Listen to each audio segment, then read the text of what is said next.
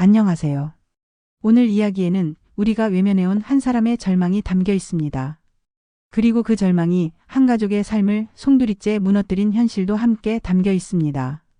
분양 실패라는 두 글자 뒤에 숨겨진 비극. 그 이야기를 지금 차분히 들여다보려 합니다. 경기 용인시 수지구 2025년 4월 15일. 평범해 보이던 아파트 한 채에서 끔찍한 사건이 벌어졌습니다. 가장인 50대 남성이 자신의 부모 아내 두 딸 모두 5명의 가족을 살해한 후 혼자 살아남았습니다. 경찰 조사에 따르면 그는 요플레에 수면제를 타 가족들을 재운 뒤 저항할 틈도 없이 차례차례 목을 졸라 살해한 것으로 보입니다. 사건 현장엔 외부 침입 흔적도 몸싸움의 자취도 없었습니다. 남겨진 것은 빈 요플레 용기 몇 개와 A4 용지 한 장에 남긴 메모뿐이었습니다. 그 메모에는 이런 문장이 있었습니다. 더는 방법이 없었다. 함께 가는 수밖에. 그리고 이어진 한 줄. 분양이 실패했다. 그 짧은 문장은 우리 사회가 외면해온 어떤 거대한 균열의 서막이었습니다. 사건 이후 수많은 이들이 분노했습니다. 지가 죽지 왜 가족을 죽여? 사형시켜야 한다. 그건 인간도 아니다. 그 말들 틀리지 않았습니다. 자신의 실패를 이유로 가장 가까운 사람들의 생명을 앗아간 그 선택은 결코 용서받을 수 없습니다. 가족이란 무엇입니까? 어떤 상황에서도 지켜야 할 마지막 울타리. 그 울타리를 스스로 무너뜨린 행위는 인간성의 붕괴라 불러도 모자라지 않을 것입니다. 하지만 이 비극을 단순히 개인의 일탈이라 말하는 순간 우리는 진실의 절반을 놓치게 됩니다. 왜 그는 그런 선택을 했을까요? 왜 실패가 죽음을 의미하게 되었을까요? 왜 분양 하나 실패한 일이 한 가정을 통째로 파괴하는 결과로 이어졌을까요? 그는 건설업에 종사하며 분양 사업을 진행하던 사람이었습니다.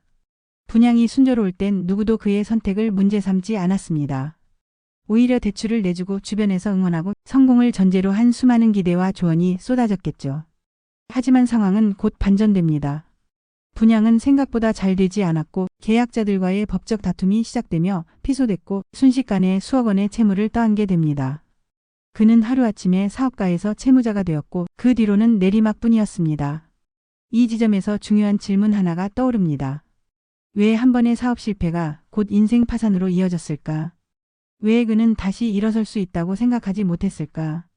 답은 간단합니다. 지금 대한민국은 실패를 허락하지 않는 사회이기 때문입니다. 대출 연체 한 번이면 신용불량자로 전락하고 회생 신청을 하면 낙인이 찍힙니다. 망했다는 말 한마디가 주변의 시선을 바꾸고 사회의 태도를 바꿉니다. 망하면 끝인 사회. 도움의 손길보다 비난의 화살이 먼저 날아드는 구조. 그래서 누군가는 죽어야 한다는 결론에 도달합니다. 그게 비정상입니까? 예, 비정상입니다. 하지만 그 비정상을 만든 건 개인이 아니라 우리 사회 그 자체입니다.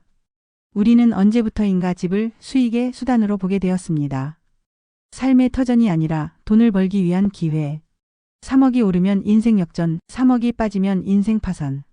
몇 년 전만 해도 이런 말이 유행처럼 돌았습니다. 지금 안 사면 평생 못 산다. 전세는 바보가 되는 거다. 연글에서라도 무조건 사야 한다. 정부도 언론도 시장도. 그 흐름을 타고 부동산을 경기 부양 수단으로 이용했습니다. 집은 건축이 아니라 마케팅 대상이 되었고 건설업자는 분양 기획자가 되었고 투자는 투기로 변했습니다. 이번 사건의 가장 역시 그 흐름 위에 있었습니다. 땅을 사고 분양을 준비하고 기대와 불안 속에 뛰어들었겠죠.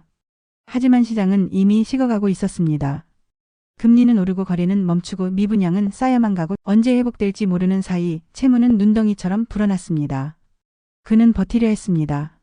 하지만 자금줄은 끊겼고 계약은 해지됐고 남은 것은 갚을 수 없는 빚과 끝없는 압박뿐이었습니다. 그는 결국 생각했을 겁니다. 이제는 끝났다고. 도망칠 수 없고 해결할 수 없고 오직 함께 죽는 것만이 해답이라고. 이 얼마나 끔찍하고 왜곡된 결론입니까? 하지만 그 결론이 결코 낯설지 않다는 것이 문제입니다. 실제로 우리는 무너지는 사람을 너무도 쉽게 내버립니다. 도와달라 말하기도 전에 내가 잘못한 거잖아라는 말이 먼저 나옵니다. 채무자에겐 동정도 제기 기회도 없습니다. 그저 조심하지 못한 인간, 탐욕에 눈먼 사람으로 낙인 찍힐 뿐입니다. 물론 그 역시 욕심이 컸습니다. 무리한 투자를 했고 리스크 관리를 하지 못했습니다. 사업가로서 책임이 분명 있습니다. 하지만 우리가 묻고 싶은 질문은 이것입니다. 왜 그 정도의 실수가, 왜 그 한 번의 실패가 인생 전체를 파괴하는 것으로 이어져야 했느냐는 겁니다. 망한 사람은 다시 일어서야 합니다. 다시 걸을 수 있는 길이 있어야 합니다.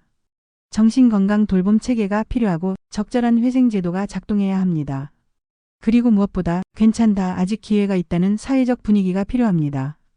죽을 용기 말고 살 수 있는 용기를 줄 수 있는 시스템. 그게 지금 우리에게 가장 필요한 것입니다. 이번 사건을 통해 우리는 단 하나의 사실을 직시해야 합니다. 지금 이 순간에도 또 다른 누군가는 유서를 쓰고 있을 수 있다는 사실. 또 다른 누군가는 분양사업에서, 투자에서 혹은 사소한 실패에서 돌아올 수 없는 절망을 느끼고 있을 수 있다는 사실. 그러니 이 참극을 단순한 범죄 뉴스로만 소비해서는 안 됩니다. 이건 지금 우리 사회가 만든 구조의 거울이며 어쩌면 미래의 또 다른 참사를 예고하는 신호일 수 있습니다. 죽지 않아도 되는 사회, 실패해도 괜찮은 사회, 그걸 만드는 일은 어렵지만 사람을 죽이는 것보다는 쉬운 일일지도 모릅니다. 분양 실패라는 두 글자 뒤에 가족 5의 생명이 사라졌다는 이 비극. 그 끝에는 분명 개인의 죄가 있었지만 그 시작은 이 사회 우리 모두의 책임이었습니다. 이제는 더 이상 사람이 죽지 않아도 되는 구조를 함께 만들어야 하지 않겠습니까?